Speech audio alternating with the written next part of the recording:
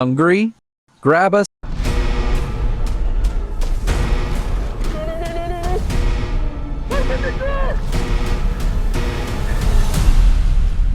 Please open the door for me!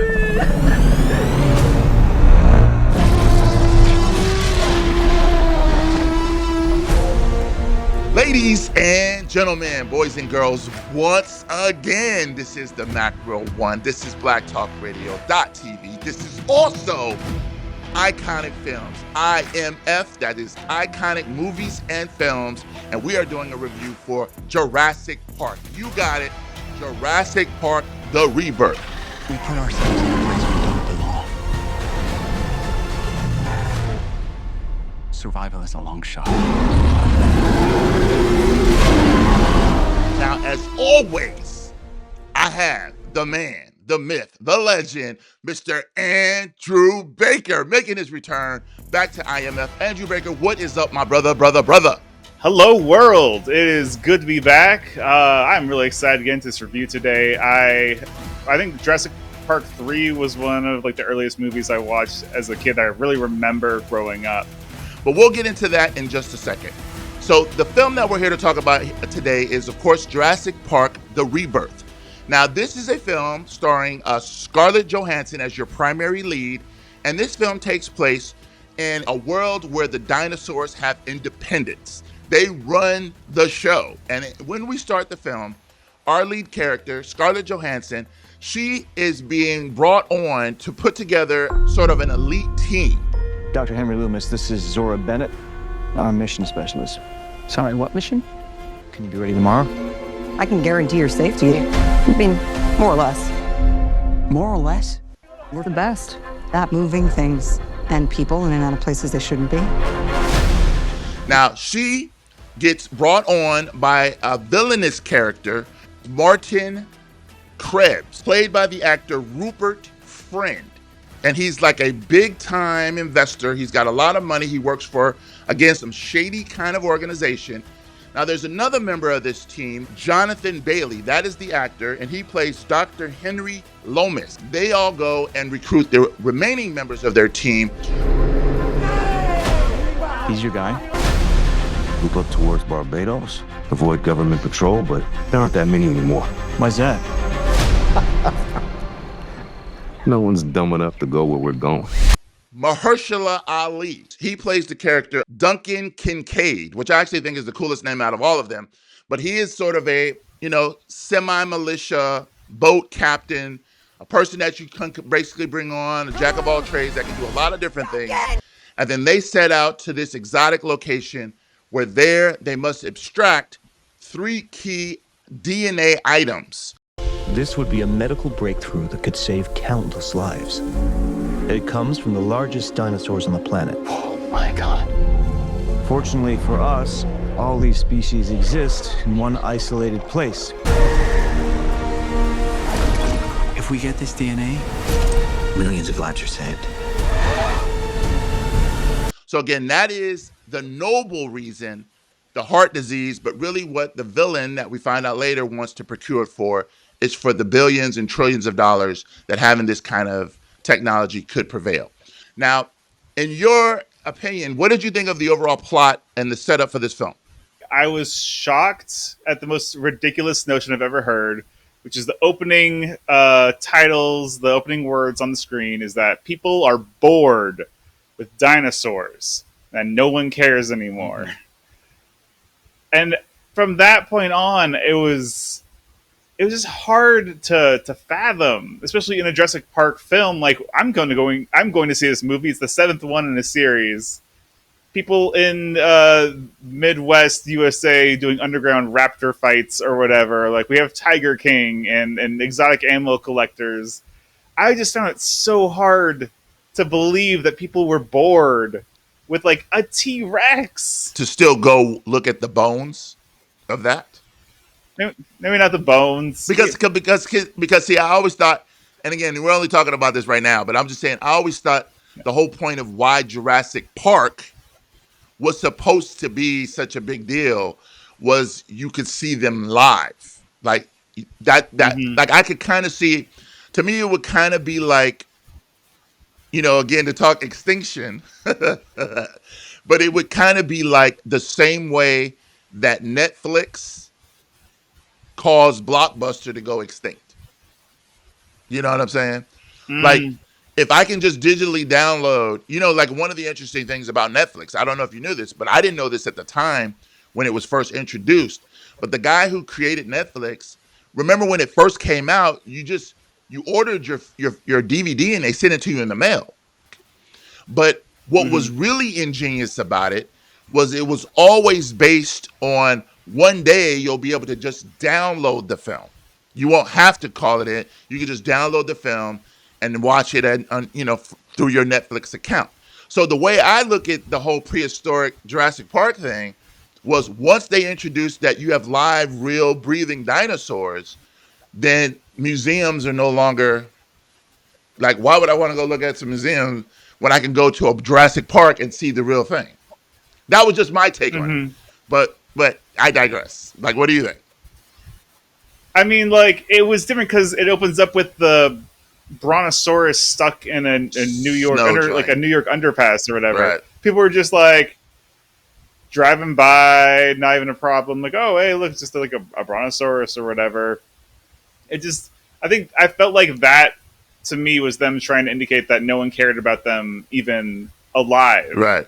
Given the fact that the human psyche is just so quick to turn the other page, I mean, you got the Marines in Los Angeles all throughout the streets. And even though that should be like super shocking, like, why aren't we like all out there right now doing something? It really didn't, like, I don't even think that, I think the shock value of that is already kind of worn off. You see what I'm saying? So, yeah, I know the dinosaurs are these magnanimous, huge things, but if you're talking about 35 years later, to the point where you would have a brontosaurus that's even in the city, like, I wouldn't be surprised if, not to go all Fred Flintstone on you, but if they were using dinosaurs as construction.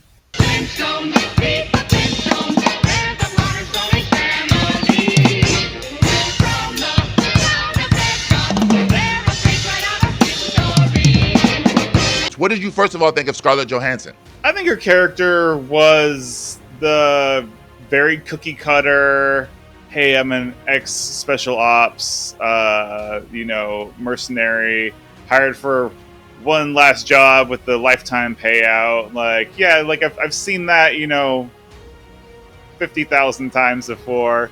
I think she played a character very strong. I think it was nice to see a woman character in that role. That's usually given to like the next big man action star or whatever like that. I think she really pulled off the character. She really drove the movie forward at a good pace, and I enjoyed it. Yeah. Did you see any Black Widow in her performance? No, I feel like her Black Widow was more shy or quieter, like more one-liners than dialogue-driven. She seemed extremely approachable and confident in this role, and I really liked that about the characters. I kind of found her to be incredibly bland, man. I wish I could have seen a little bit more of her Black Widow sort of performance. What did you think of the villainous character played by Rupert Friend, Mr. Kebs? That mysterious finance guy.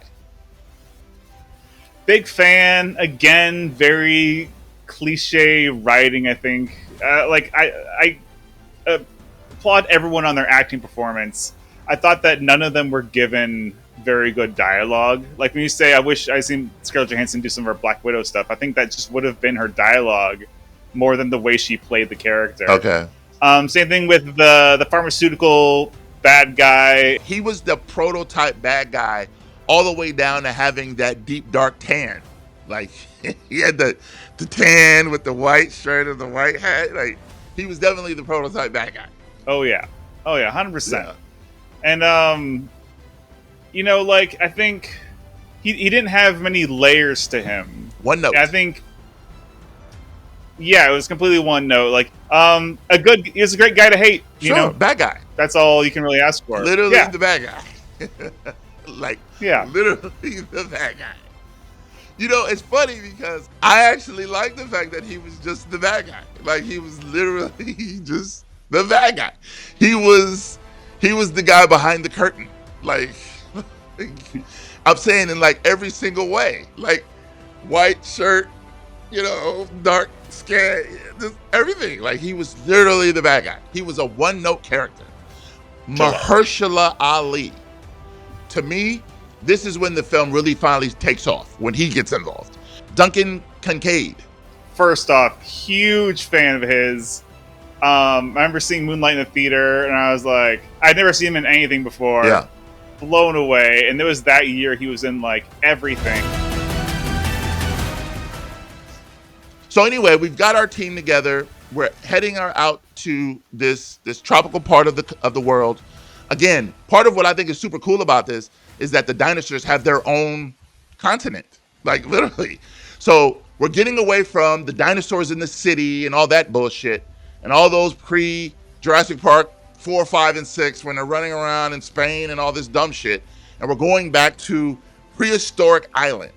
We're going back to sort of a land of the lost kind of environment. I don't know if you've ever seen that TV show, but it was a show that came out when I was like in the 70s, like when I was like 5, 6, 7 years old. And it was a story about these people who end up, some sort of earthquake happens.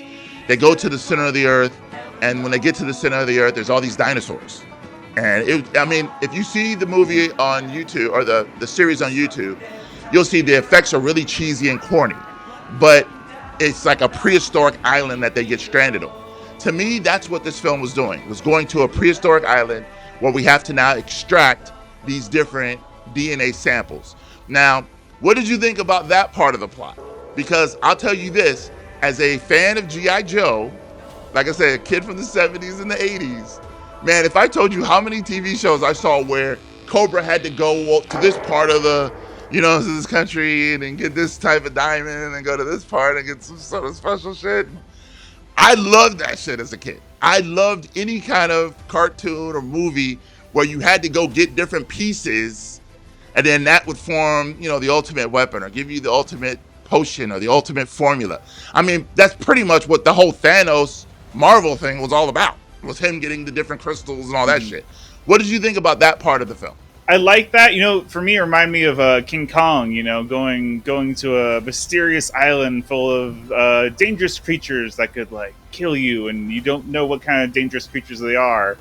I like that a lot about Jurassic Park 1, where or I guess 1 and 2. You have the raptors who are hunters. You got like the acid spitting guys. You got the little ones that hunt in packs that catch you when you're like off guard.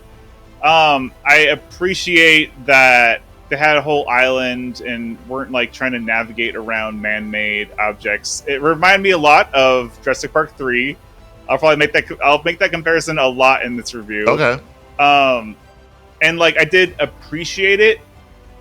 I wish there was a little more of a struggle against nature. Like a lot of times they just ended up where they needed to be without having to really fight to get there. They had a fight when they got there, but I kind of wish there's a little more like about the journey. But on top of that, we didn't even get to the island until 45 minutes to an hour into the movie. I was like, where are the dinosaurs? Well, it's funny that you say that because I'm right there with you. It took way too long to get to the island, but considering this is the rebirth, remember, rebirth. We're starting new. You're starting with a whole new slate of characters. So instead of just, kind of bullguarding immediately to the island, which of course is what I wanted, they tried to set up and give Zora, Scarlett Johansson's character, a little bit of background. They tried to give Ali, the brother Ali's story, a little bit of background. They tried to let you hate the villain for being the villain. They tried to give you a little bit of the doctor's backstory of how he's losing his museum. You know what I'm saying? I hear you, though. It did take a really long time to get to the island, but I felt like they felt he was trying to establish this set of new characters. So I'm giving them a little bit of a pass on that. But what I mean when I was asking you specifically, what did you think about because even though I love Jurassic Park, the first movie, they weren't really trying to get anything from that. And this one, they were being sent in, a la James Cameron's Aliens, with a team to go get something. Like in that scenario, they went there, obviously to kill off the aliens. But remember, the Burt character in the movie Aliens, he wanted to go to get the DNA of the alien because he thought he could make billions of dollars by bringing it back to, Yeah. So it's, again, very simplistic. They're clearly ripping off themes from other movies. But again, I just thought there was something kind of cool about we need to get these 3 different elements.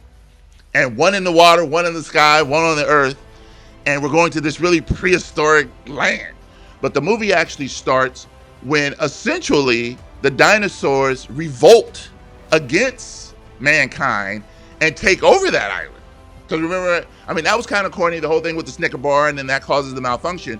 But basically what happened was the dinosaurs revolted, took over that area, and created Dinosaur Island.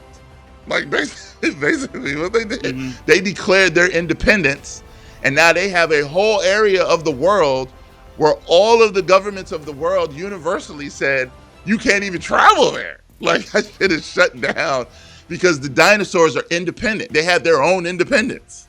I'm saying in this film, because it was, by the time we start the film with the Scarlett Johansson character and her team, when that starts, it's a totally free, continent, not just country, like continent, where the T-Rex is running around, the D-Rex is running around, the ocean is filled with all of these dinosaurs, like the pterodactyls. It's totally uncontrolled. Whereas in the first film, there was still sort of man trying to control nature. Whereas in this one, the dinosaurs have basically said, we have our own part of the earth. And now you have to coexist with us, and we have to coexist with you. But you better not bring your ice ass into Harlem and try to deport some Haitians, because if you do, we're going to get in your shit. And not only, you better not come over here, we overthrew your government. Like, to me, that's how I read that. Like, the dinosaurs overthrew the government, and then 25 years later, you're now coming in here to try to extract some minerals or whatever the hell it is that you need. But see, to me, that part of the story, I think, is one of the few original pieces of this, this whole Jurassic Park series. The dinosaurs have declared their independence. They have their own goddamn part of the world. And now it's a struggle. Like you said in the first film, remember in the first film, they were saying, can mankind coexist with a prehistoric, a prehistoric society that, we have nothing, we don't have nothing, we've never been together before. How do we now coexist? You know what I mean? I think in this film, it's showing how we will coexist when man is not in control. To me, that's what it symbolizes. But I do like your analogy about King Kong, where you go to a foreign place and then you discover all this other kind of stuff. But what I'm saying with this movie is we were going into their neighborhood. Like, we have to creep into their neighborhood to get some stuff that we need. So therefore, we're going to put together this team of cats that are specialists at retraction and then navigate their world to try to get what we want. Isn't that also the plot of Jurassic Park 2? I thought in Jurassic Park 2, they were going back to the place that had been overran. And to be completely honest with you, I don't remember them having to try to extract anything. I thought they were trying to get control of it again. No, they were pulling out... they were capturing dinosaurs and trying to bring them back to the amusement park on land. That's how the T-Rex gets off the boat, and there's the whole Jeff Goldblum chase in LA. Which I thought was super terrible. But that's what I'm saying. They were trying to get the dinosaurs. See, again, we're trying to control them. Whereas in this one, we're going over there to get the dilithium crystals that are inside of it. You see what I'm saying? We're going over there to get you see what I'm saying? Like, we're not trying. Yeah, of course, we're still trying to make money, which is where the villain part comes in. But what I'm saying, and again, we'll talk about this, once we get to that portion. But I thought the second film, which ironically, a lot of people forget, was also directed by Steven Spielberg. I forgot that he directed that film because that film is terrible. But anyway, there was nothing about this film that caught me by surprise. Let me just go on record as to saying that. None of it caught me by surprise. But I also think that it was clear and it was simplistic. And considering in the last Jurassic Park movie, you had raptors running around on motorcycles wearing fucking electronic. I mean, come on, bro. I mean, you understand what I'm trying to say? We needed to go back to the basics. And that's, to me, what this plot was. Very simple to understand. One of the things that they also did is they introduced a family. Right before we get to them procuring the first piece of DNA they needed, there is a family of 4 that ship gets capsized because it gets attacked by a dinosaur. And then they send out an SOS, and then our team comes to rescue them. What did you think about the introduction of the family? I was extremely upset because I wanted to see dinosaurs. And like as soon as the people we've been following for the last 45 minutes were about to get to the island, they cut away to brand new characters who I've never met before, just on a boat, on the ocean. I was so upset. I was just like, I wanted to yell at the screen, like, get on with it. Like, right. It was so frustrating. Right. And while I believe, like, I personally think the characters on the boat were more relatable and even had like better dialogue and scenes. I think that they didn't add anything to the movie. There's no theme they added. There's no message. They were just there so you could have some more scary stuff. Like they went through the scary journey while the other team went through like the scary point A, point B, point C, right. boss fight. Right. You know, right. I don't think it added anything good to the movie. You know, there's 7 Jurassic Park movies, including this one. Don't you know that there's not a single Jurassic Park movie that didn't make at least $1 billion worldwide? Now, of that $1 billion, who do you think is the majority of the people that went to go see these movies? Adults or children? Probably kids, huh? So who do we need to make sure goes to see this movie? Children. So we're going to introduce a family. We're going to introduce a young kid. I mean, they even went down to giving her like a pet dinosaur. Like she gets a little merchandisable dinosaur that can be turned into a plushie and sold for $50. Again, clear, obvious, money play, summer blockbuster. We're doing this for the kids that are 6, 7 years old. And see, what's interesting about this, when I went to go see the film, I saw the showing. It was a 12:15 showing in the afternoon. You know when I went there, you know what I saw? I saw at least 3 busloads of kids going to see that movie with me. When I sat in the audience with my 3D glasses on, I had my 3D glasses, my extra large bucket of popcorn with extra butter, way too much butter, with free refills, my extra large soda, Minute Maid fruit punch with a little bit of limeade, my A&PM peanut butter cookies that I smuggled in with me, and I sat there with my spread in 3D and watched a summer blockbuster movie designed for children. So me at 52, did I find it irritating that there's a little mini dinosaur running around and of course the girl falls into the water and then, the dinosaur? Yes. But if I was 7 years old, I might not have a problem with that. That part of the film was made specifically for them. Now, was it predictable? Was it boring? Was it stupid? You can say all of the above. I don't know, man. I'm just saying what I'm trying to do, and this is something I'm actively trying to do, and we'll talk more about this later, is I'm trying to not always be the asshole filmmaker review guy. Like, you know what I'm trying to say? The guy who didn't quite make it, and so now is shitting on everything that comes out. See, because again, to kind of tie it back into what we were saying before, when you become an old Scrooge McDuck type of motherfucker, then yeah, you're not gonna appreciate it. Like, the shit pisses you off. It's the same as how, like, when I was a kid, I thought fucking Star Wars was the dopest thing ever. Like, you could not tell me this isn't the greatest shit ever. When I look at it now, a lot of it looks stupid. Like, there was older people back when I was a kid that said, yo, man, that's some dumb shit. And I'm like, what are you talking about, man? Of course, Luke Skywalker, you know what I'm saying? So again, I'm just trying, and again, I'm not pushing back against your critique or anything. I'm just saying, to me, they introduced the family specifically for the kids.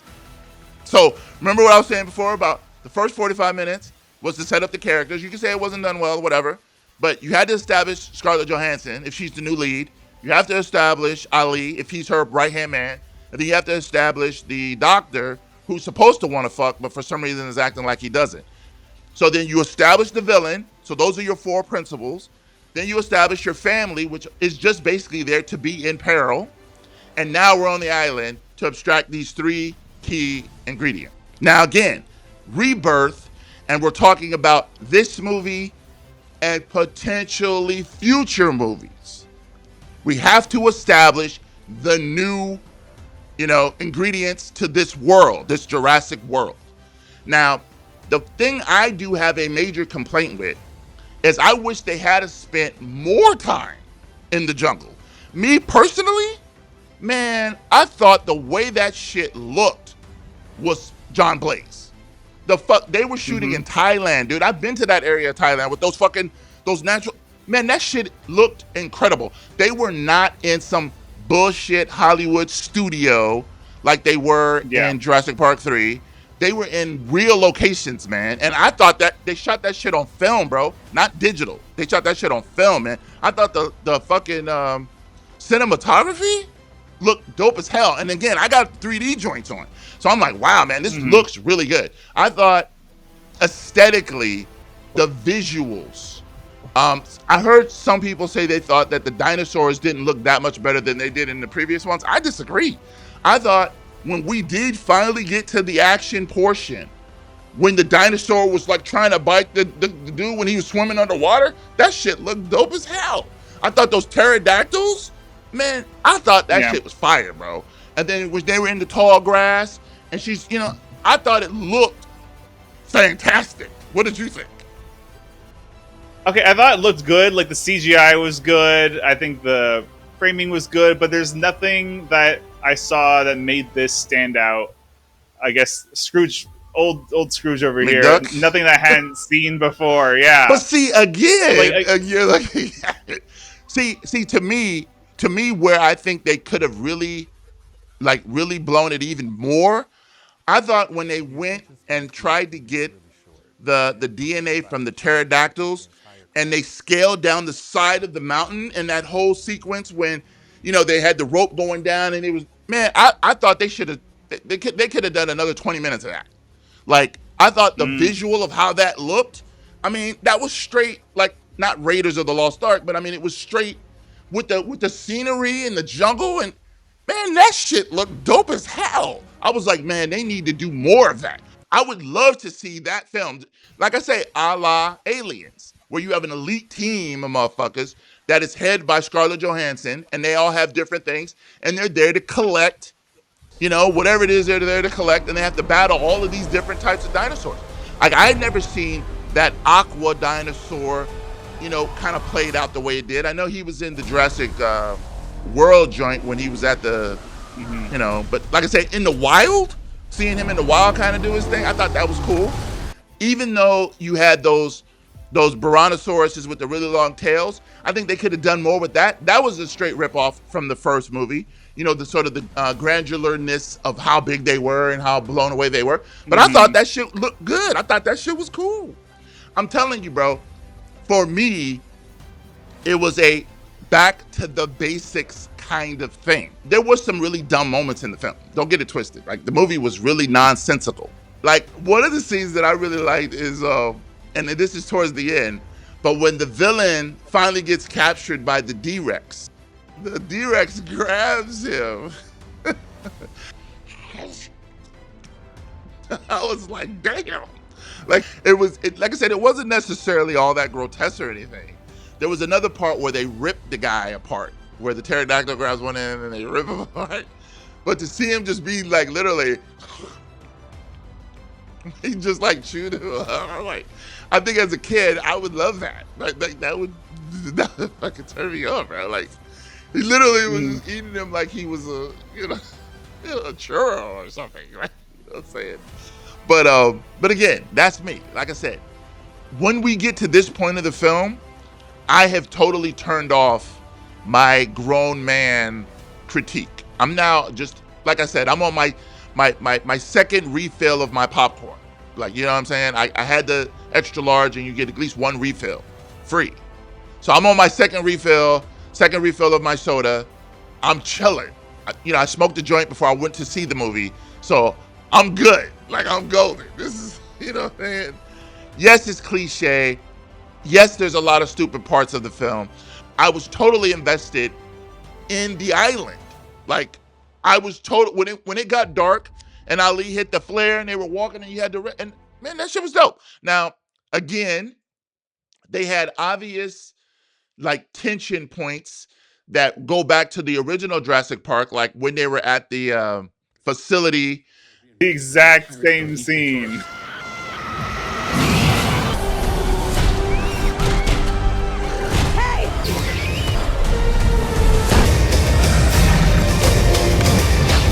But again, Rebirth. I know. That's what I'm saying. Yes, you and I know this. We are old. I'm even older than you. But if I've never seen it before, and I'm 7 years old, yeah, it was totally in your face, obvious. So let's talk about the D-Rex. The big bad dinosaur. Like, this movie opens up with the D-Rex being the big bad. Whatever. Jurassic Park 1 is like, T-Rex was the king of the dinosaurs. Like, they all had their main dinosaur villain. And the D-Rex is introduced in the very beginning and then never mentioned or hinted at. It had zero impact on the environment or the food chain of the island until the very, very end of the film. And I just thought it was wasted at the very beginning and the very end of the film. When we opened this film, I mean, unless I'm incorrect, they were doing experiments to try to crossbreed these dinosaurs to make the ultimate sort of weapon or monster. It's kind of like a Frankenstein kind of thing. You created the Frankenstein. Frankenstein then goes crazy, kills you, and then takes over the island. So what the D-Rex was a villain for the dinosaurs. The D-Rex was a monster. He was Frankenstein gone bad. The D-Rex was there just to be the villain, the villainous dinosaur, who, mind you, they did not kill. So he's still there.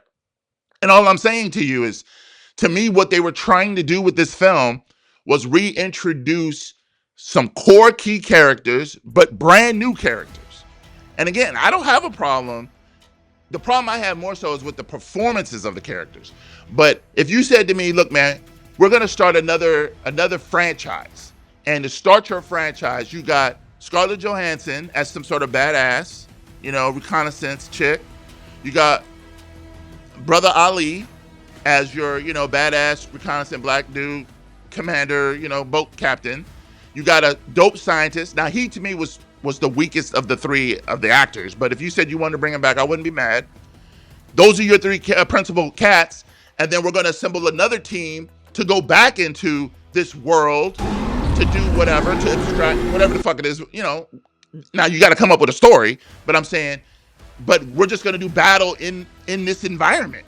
You see what I'm saying? And explore even more different types of dinosaurs. And yeah, there are some clear bad dinosaurs like the D-Rex that's there just to fuck you up.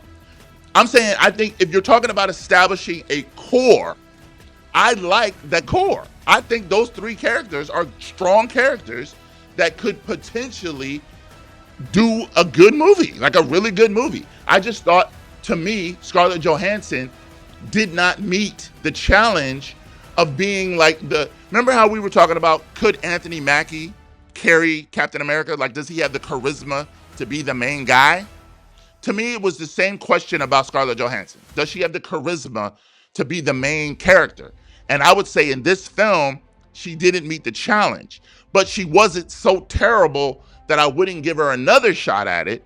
But to me, if she was and again, I know it's unfair to say Harrison Ford, but I'm just saying, if she was somebody like that had that kind of like ability to kind of blend, man, I think it could have been really dope. I like the idea of, look, man, I got my man, we flying here, danger zone, it's illegal to go in here, but we're smugglers, or, we're some elite fighting group, or, you know what I'm saying, we're trying to do some undercover shit we don't want nobody to know about. I think that's dope as hell. I mean, yeah, it's a ripoff from Aliens. It's a ripoff from a lot of other movies. But I mean, remember, we're talking about dinosaurs. We're talking about it's the granular bigness of the scope of the movie. I just want some cool shit. And yeah, if that means you have to interject a family and some kids and all that bullshit in there, again, every Jurassic Park has made at least $1 billion worldwide. And it wasn't because I went to go see the movie. Okay. It wasn't because of me. It was because of the kids, man. They're the ones who are going to watch that shit and download it and rewatch it. See what I'm saying? And I'm saying, as a kid, if I saw this movie as a child, I would think this was a really, really, really good movie. If I was a child.